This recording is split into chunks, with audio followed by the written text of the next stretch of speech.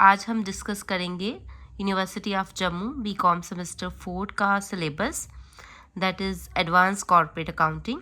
Okay, so जैसे आप देख सकते हैं, this is your major subject.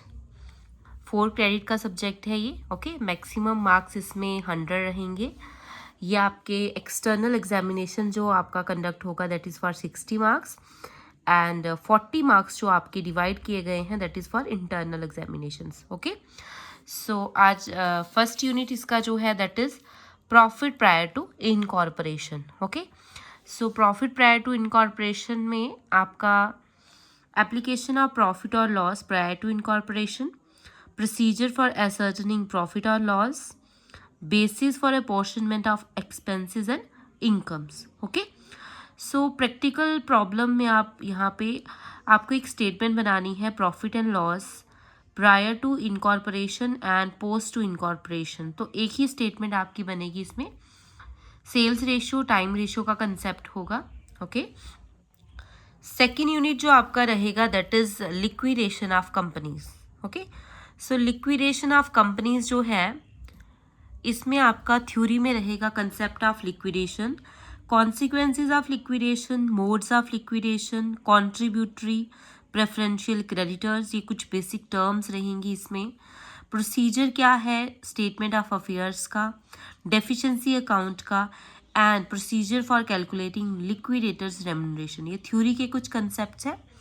Practical में आपका यहाँ पे liquidator final statement of account and statement of affairs and deficiency account. तो यहाँ पे बेसिकली 3 आप अकाउंट्स पढ़ोगे। One is liquidator final statement of account, second one is the statement of affairs, and third one is the deficiency account. Okay, third unit जो आपका रहेगा,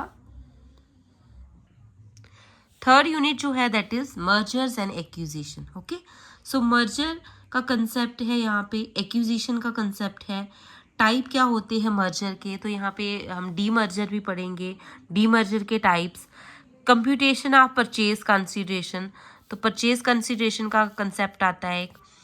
practical में आप यहाँ पे पढ़ोगे परचेज कंसिडरेशन के वेरियस मेथड्स हैं, प्रैक्टिकल में जर्नल एंट्रीज हैं, और मर्जर एंड एक्विजिशन के जो अकाउंट्स हैं वो कैसे बनते हैं। ओके,